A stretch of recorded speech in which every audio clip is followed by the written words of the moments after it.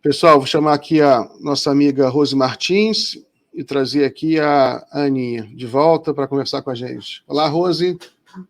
Olá, Miguel. Olá, Ana. Boa noite a todos que estão nos assistindo. Bem-vinda, Rose. Boa noite. Obrigada, muito bom estar aqui com vocês mais uma vez. Então, Rose, você deve ter visto que o Antony Blinken visitou a China recentemente. Aí, era uma visita para melhorar as relações com a China, mas assim que, logo ao final da visita, os Estados Unidos anunciou uma série de sanções à China, vou até colocar aqui na tela, né? Aí já é a resposta da China. A China critica as sanções ilegais, unilaterais dos Estados Unidos contra entidades chinesas, devido ao conflito Rússia e Ucrânia. O motivo foi a questão foi a guerra na Ucrânia, porque a acusação dos Estados Unidos é que a China estaria exportando produtos que a Rússia usaria na sua indústria. De uso duplo. Uso duplo. Exato. Aí, primeira questão é essa, o que você acha dessa... Porque isso aí envolve essa questão geopolítica dessa disputa, dessa nova Guerra Fria, né, entre Estados Unidos e China e a Rússia no meio ali, né? A Rússia, ela tem amplas relações comerciais com a China e a China não quer entrar nessa onda de romper relações com a Rússia, né? A China não quer, até porque não tem porquê. Mas como é que você está analisando isso, essa visita do Blinken e essas sanções? Olha, as relações Estados Unidos-China, elas têm muitos elementos, né, complexificadores e difícil entender como é que pode haver uma melhora. Inclusive, teve até um vídeo que vazou do Xi Jinping, né, perguntando quando que ele ia embora, né, quando que esse cara vai embora. Primeiro ponto, né, existe uma questão estrutural da dinâmica do sistema internacional de disputa, né, e essa disputa entre China e Estados Unidos foi ficando cada vez mais clara. Tem discussões sobre essa transição hegemônica, né, se a China, o bastão da hegemonia, vai passar para os chineses. Então, tem essa questão mais ampla, estrutural, né, dessa rivalidade. E, além dessa questão, tem vários pontos que entram, que ajudam nesse conflito entre a China e os Estados Unidos, nessa disputa, e que os Estados Unidos, apesar da retórica, é uma retórica muito característica dos democratas, né? Eles falam uma coisa e fazem outra. Mas muito perto também dessa visita, os Estados Unidos acabou liberando uma ajuda para Taiwan, né? Naquele pacote que foi Ucrânia, Israel e Taiwan. Uma ajuda pequena, né? Perto do que foi liberado para a Ucrânia, que foi liberado para Israel, mas ainda assim uma ajuda.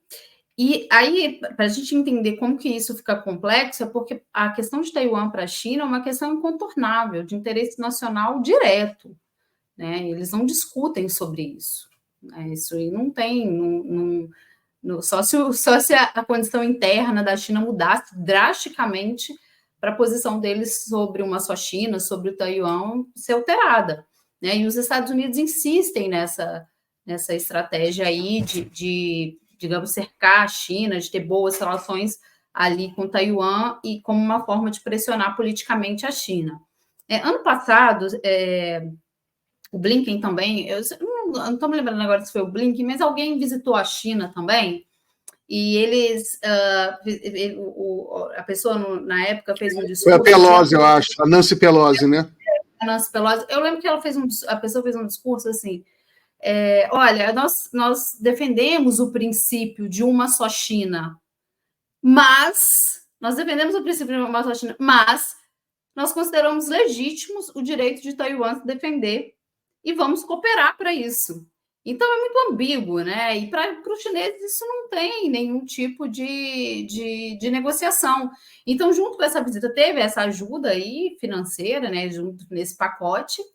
Em relação à Rússia, a situação ali, eu acredito que chegou num ponto de não retorno para os Estados Unidos.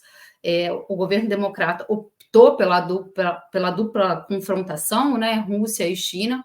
Acabou isso começa lá com o Obama, assim, né, não é nem com o Biden, mas ele acabou insistindo nessa dupla confrontação. A partir de 2014, as relações da Rússia com a China, que já estavam muito bem trabalhadas, né? Desde o final dos anos 90 ali, teve a pacificação das fronteiras, e aí eles se tornam parceiros na Organização para a Cooperação de Xangai, nos BRICS, né? Tem uma melhora nas relações bilaterais, mas eles também têm um diálogo muito, muito positivo dentro de guarda-chuvas institucionais de outras organizações. A partir de 2014, essas relações elas adquirem um tom de urgência porque a Rússia passa a ser sancionada ali depois da anexação da Crimeia, né? E aquelas primeiras sanções, elas eram em relação à aquisição de tecnologias ocidentais para a indústria de energia da Rússia. E aí ela já começa a fazer umas compras de alguns itens da China.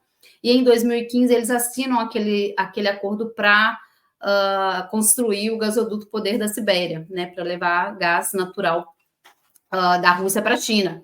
Então, eles estão amparados numa institucionalidade multilateralizada, né, que o Brasil faz parte, mas que outros países ali da região da Ásia Central faz, com relações bilaterais muito boas e um elemento muito importante, que eles têm o maior adversário de ambos é o mesmo, né, é os Estados Unidos. Então, o maior adversário da China no sistema internacional é os Estados Unidos, o maior adversário da Rússia no sistema internacional é os Estados Unidos.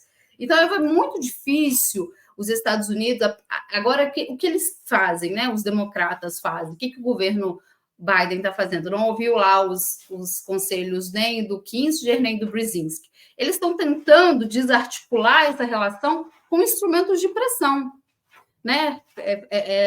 Nós vamos sancionar a China porque a China está vendendo tecnologia, itens de uso duplo para a Rússia, e a Rússia está usando ali na indústria de defesa, né, e usando na guerra contra a Ucrânia. Esses instrumentos de pressão dos Estados Unidos, eles podem funcionar com países mais frágeis, né, com economias mais frágeis, mas com a China e com a Rússia está provado, né, por A mais B, que eles não vão funcionar. Politicamente, eles não funcionam, né, não chegam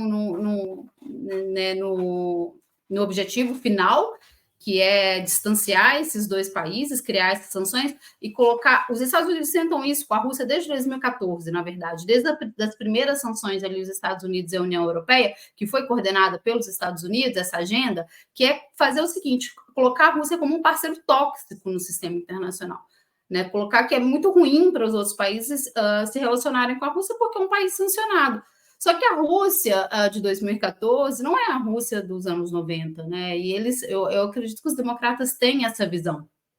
Os republicanos, eles estão muito mais aguçados em entender que essa confrontação dupla, ela é mais difícil, ela é mais perigosa, e que o adversário principal deles agora é a China, não é a Rússia. Então, assim, só para fechar, eu acho muito difícil mesmo, e as sanções da guerra da Ucrânia provaram isso, e as sanções essa guerra tecnológica com os chineses já aprovaram. É muito difícil que os instrumentos de pressão dos Estados Unidos, financeiros e econômicos, funcionem para desarticular a relação Rússia-China ou mesmo para atingir a economia desse país. Muito bem, quer fazer um comentário, Minha? Quero, ainda pegando o final dessa visita do Blinken à China, em que o Xi Jinping se demonstrou bastante irritado, digamos assim, né? Tipo assim, que hora que esse cara vai embora? No final da visita, numa entrevista que o Blinken deu, ele falou que a China está tentando interferir nas eleições dos Estados Unidos, né? Falou com todas as palavras. Algo que também houve essa fala lá naquele encontro, quando o Xi Jinping esteve nos Estados Unidos, naquele encontro com Biden e tudo mais. E uma das outras coisas que o Blinken falou, sem falar diretamente para a China, mas todo mundo entendeu, que nos Estados Unidos, quando perguntado sobre as manifestações dos universitários, que nos Estados Unidos há democracia e que o direito ao protesto e à manifestação é protegido, né? Só que não é bem isso que a gente está vendo, né? Nessas universidades, principalmente na Universidade de Colômbia. Cada hora que eu entro nas redes, tem uma nova universidade aderindo. Agora eu estava vendo Kansas, não sei se foi aqui no chat alguém colocou. Alguém comentou.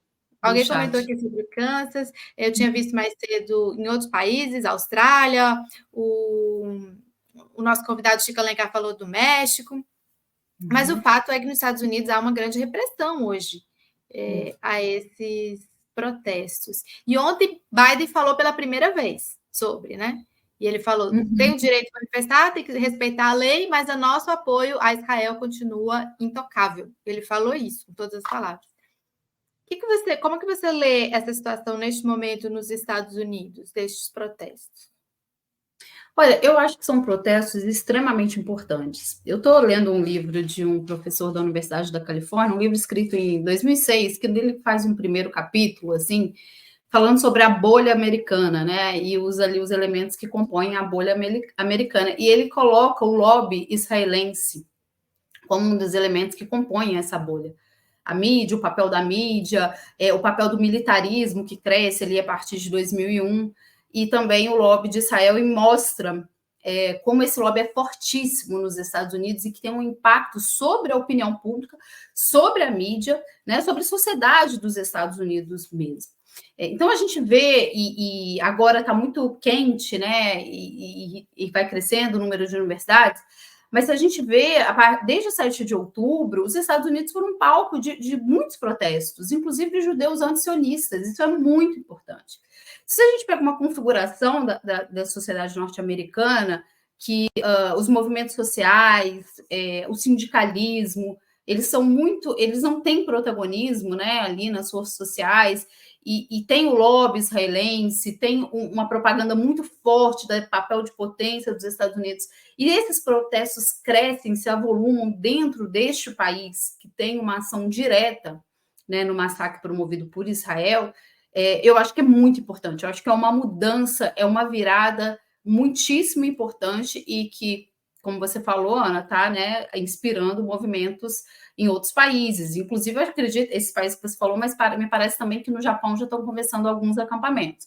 Então, primeiro, eu estou vendo como uma movimentação muito importante, dado assim, o contexto dos Estados Unidos. Não estou aqui falando que os Estados Unidos não têm nenhum movimento social, não é nada disso, né? Mas, assim, comparativamente com outros países, o papel, uma política extremamente atrelada a Israel, sem muitas contradições internas sobre o papel de Israel, então acho que nesse momento é muito importante. Agora, sobre a repressão nos Estados Unidos, a gente repete, a gente que faz parte dos analistas progressistas e que está sempre falando, a gente repete o tempo todo a farsa da democracia americana. Eles têm uma farsa óbvia ali no sistema eleitoral, né? É um sistema até confuso, eu custo a entender, eu sempre tenho que estudar o sistema eleitoral norte-americano para entender, mas eles têm essa questão ali eleitoral de como funciona, né? Como se elege o presidente, mas tem também essa questão óbvia da repressão. E o Biden, eu acredito que ele esteja até levantando uma bandeira, me parece que alguém do governo já se posicionou sobre isso também, sobre um artifício muito usado, que é ligar o antisionismo ao antissemitismo, né? Um artifício de baixíssimo nível, eles usam muito, e isso faz parte também dessa questão da indústria do Holocausto. E outro ponto é que ele falou, né, que os Estados Unidos têm liberdade, mas é o país da ordem, porque ele quis dizer que os protestos são violentos, né? Ele não entrou no mérito das pessoas estarem protestando contra o massacre de um povo, mas sim que os protestos são violentos. Então, eu acho que acaba desnudando, acaba ficando absolutamente óbvio para a gente, e a gente precisa bater muito nessa tecla, porque é pedagógico, a farsa da democracia norte-americana. Porque a gente vê, muitas vezes a gente liga o YouTube, né? Tem muitos analistas, a televisão então nem se fala, né? Na televisão principalmente, em que a régua de comparação é com os Estados Unidos, e os Estados Unidos, muito pior, os Estados Unidos usam essa bandeira da democracia para fazer intervenção, para minar e limitar a soberania de uma série de países, né? E com, às vezes, consequências muito catastróficas, como foi o caso, um dos casos mais emblemáticos que eu acho que é o caso da Líbia, né? Os Estados Unidos destroçaram a Líbia, é um caso recente, tem o caso do Iraque, do Afeganistão, enfim, vários. A gente pode falar sobre a pressão que eles utilizam para limitar a soberania da Venezuela, de Cuba, da Nicarágua, enfim, mas sempre muito presente com essa bandeira da democracia, que infelizmente muita gente compra, né? Muita gente compra, já divide o mundo entre a democracia europeia, norte-americana e o outro lado do mundo autoritário. Então, eu acho que tem essas duas questões. Primeiro, é muito importante, dada a configuração da sociedade norte-americana, E, em segundo lugar, muito importante para a gente bater na tecla de que os Estados Unidos reprimem protestos, que eles usam a bandeira da democracia, eles manejam muito bem essa bandeira de acordo com seus interesses. Rose, há dias atrás eu assisti uma entrevista de um jornalista americano britânico, na verdade, chamado Piers Morgan, com o professor John Mearsheimer. O Piers Morgan, o professor Mearsheimer estava falando sobre a perspectiva da guerra na Ucrânia, depois da aprovação desses recursos, né, do governo americano, mais de 60 bilhões de dólares. O John Mearsheimer estava dizendo que a guerra estava perdida, que muito provavelmente que a Rússia deve ganhar essa guerra, né, em função de vários fatores que vários analistas já estão colocando na mesa, a superioridade militar, de armamento, de exército, né? Enfim. E o Piers Morgan fala sobre isso não é lamentável, porque afinal os Estados Unidos ele é o campeão da democracia no mundo, ele defende a democracia em todo o planeta. E aí teve essa resposta antológica do professor Mearsheimer dizendo não é verdade isso, né? Na verdade, os Estados Unidos ele patrocina golpes de Estado e derrubada de governos democráticos há mais de 60 anos, né? Alia-se às piores ditaduras. Então, não é verdade que ele tem esse compromisso todo com a democracia. Isso aí, na realidade, aí já sou eu falando, né? É uma fantasia de parte de setores midiáticos, né, que criaram essa fantasia dos Estados Unidos defensor da democracia, quando isso não é verdade. A minha pergunta é sobre voltando ainda à questão da Ucrânia, que é uma guerra que vai voltar a morrer mais gente, porque esse dinheiro caindo lá na conta da Ucrânia já começou a morrer mais gente. Eu vi até uma entrevista hoje com uma autoridade militar da Rússia dizendo que nos últimos dias morreram muitos ucranianos, porque entrando dinheiro lá, eles não são preparados, a Ucrânia está convocando recrutas sem nenhum preparo, está jogando, está praticamente lançando uma geração inteira de ucranianos numa máquina de moer carne ali, naquele fronte, e a Europa parece que não, a Europa parece completamente ensandecida, as lideranças europeias parecem completamente embriagadas pela híbris da guerra, cegas para uma realidade que está na cara deles, né, que é uma guerra que não pode ser vencida, porque para a Rússia é uma questão existencial.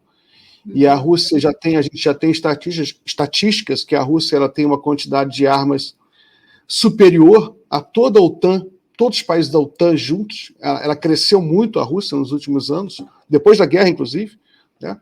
Aumentou o número o exército cresceu, a produção industrial, a economia russa, que eles queriam massacrar a economia russa, né, com essas sanções, acabaram que elas foram uma dádiva para a Rússia, porque permitiram um processo de reindustrialização super acelerado da Rússia. E como é que você está vendo agora, depois da aprovação desses recursos, como vai ficar a questão da Ucrânia? Então, o Mearsheimer, só para fazer um comentário, o Mearsheimer, junto com o Stefan Alt, escreveu sobre o lobby israelense, inclusive sofreu muita pressão para publicar, né, isso lá no início dos anos 2000, já falando sobre como o lobby israelense opera na sociedade, no sistema político norte-americano.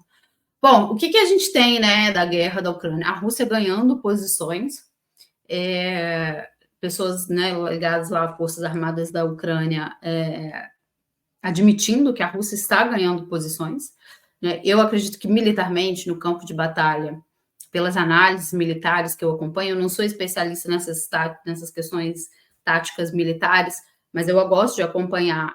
No campo de batalha, a Rússia está numa situação muito mais confortável, né? Começou uma grande virada ali de estratégia a partir de setembro de 22, conquistou territórios, manteve esses territórios.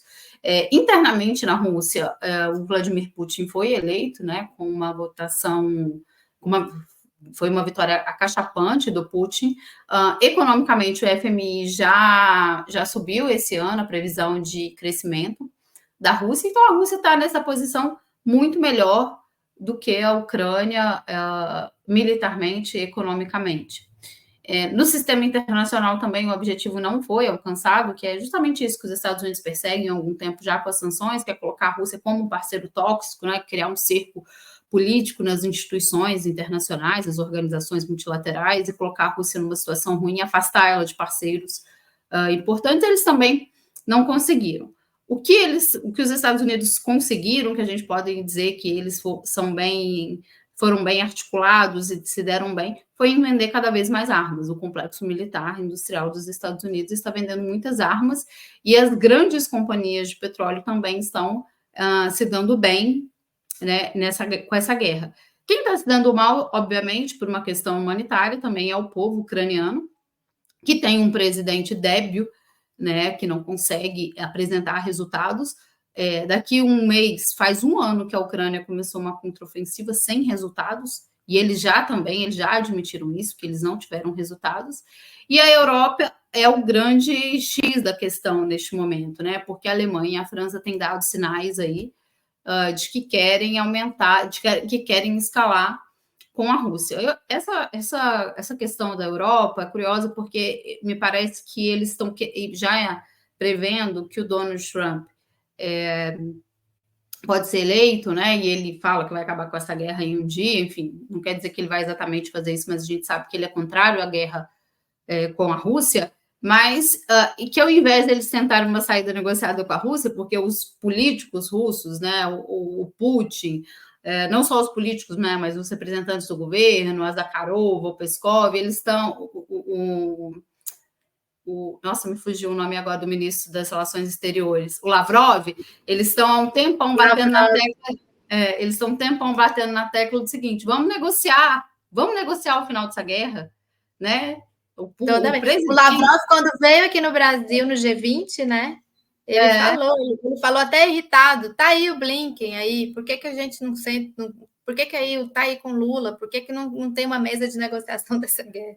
Exatamente, e aí a França, eu vou sublinhar que a França e a Alemanha, ao invés de eles sentarem uma saída negociada, né, de sentar na mesa com a Rússia, não, eles têm um pânico anti-russo ali, uma ideia de revanchismo russo, umas teses totalmente descabidas de que a Rússia pretende fazer uma expansão em direção à Europa ali, né? Enfim, é uma coisa muito descabida, mas parece que eles estão optando para escalar com a Rússia, e me parece para assumir esse conflito caso uma saída dos Estados Unidos, né, de que eles ali estejam fornecendo ajuda para a Ucrânia, caso os Estados Unidos saiam. Isso vai ter resultado? Eu acredito que não. A Rússia já se mostrou muito resiliente economicamente, politicamente. Eles foram...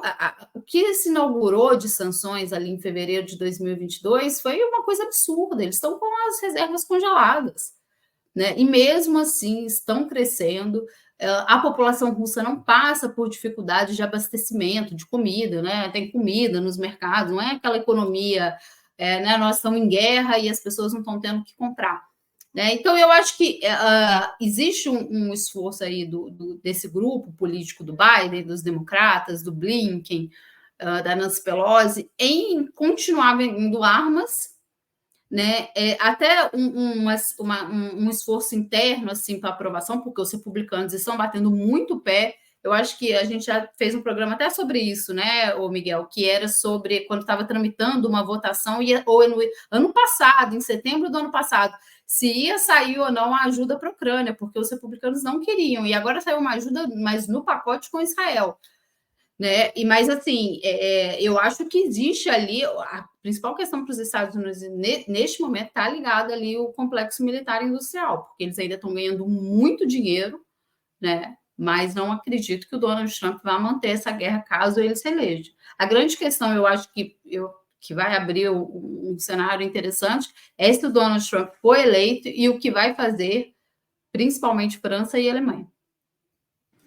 Muito bem. Ana, eu vou ter que terminar o bloco aqui, que meus convidados chegaram do terceiro bloco. Está muito bom o papo, queria até falar mais coisas. Geopolítica é sempre muito apaixonante, mas a gente continua semana que vem, se a Rose tiver um tempinho, tá bom? Então, até mais, Rose. Um beijo.